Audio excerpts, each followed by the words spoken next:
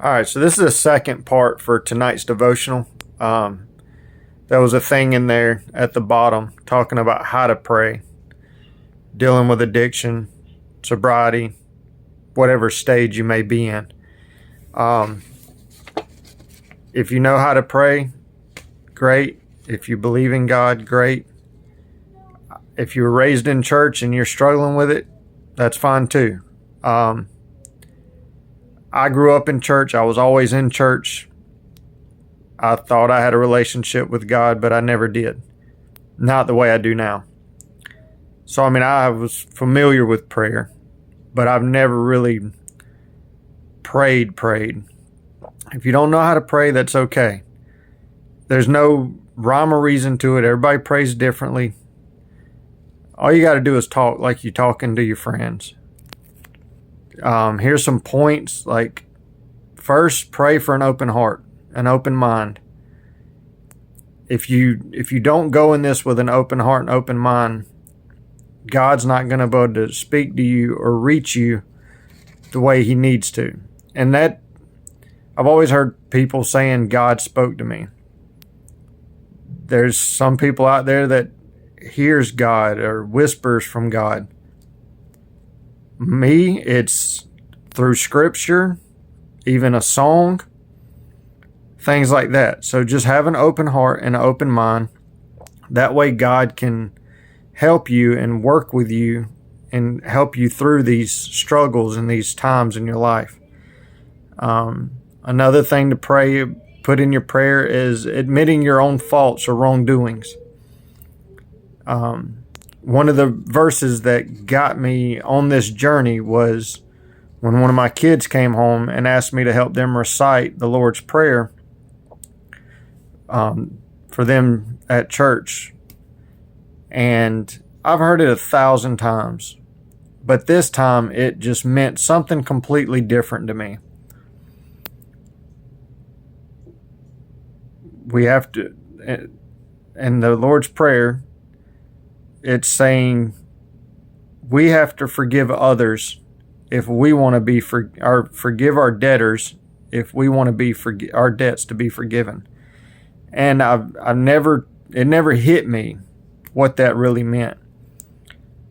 But if we want to be forgiven, if you believe in God and you want to go to heaven and you want to be forgiven so you can go to heaven, if you want to be forgiven, you have to forgive the other people too. It's a two-way street. Another thing is stuff that you need help with. Struggles you're having, doubts you're having, thoughts you're having, whatever it is. For Him to help you find peace with maybe relationships that you have to cut off, or people that you can't be around no more because it influenced you in the wrong way. Strength to start this journey, strength to stay on this journey, whatever it may be that you need help with. But you don't have to have this magical, perfect prayer. All you got to do is put your heart into it and talk to God. That's it. Have a conversation with Him. Talk to Him and ask Him for help before you go to bed at night. Talk to Him and tell Him the things that you want to try to accomplish that morning or that day. Just focus on Him and let Him help you, but do it with an open heart and an open mind so He can do that. I've prayed before. I've prayed at bed, but it was always praying for things that I needed. A lot of times I prayed was if somebody was hurt or we were struggling financially, things that would benefit me. And I've slowly learned that, during any of my prayers, I never thanked Him for anything. I just asked Him for things that I needed.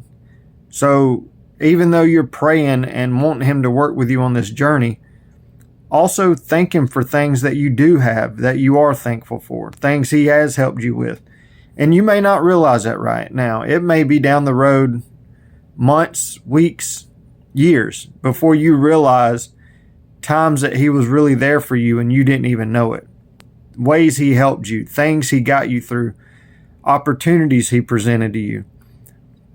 But if there is anything that you can point, whether you believe it's him or not, but that you're thankful for, thank him for him.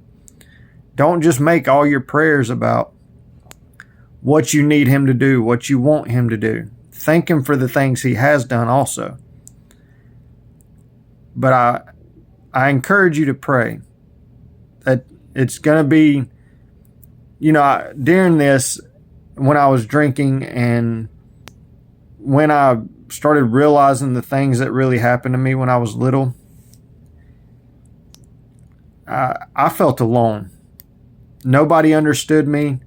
If I was acting out or mistreating somebody or having one of my tantrums and anger and cussing people out,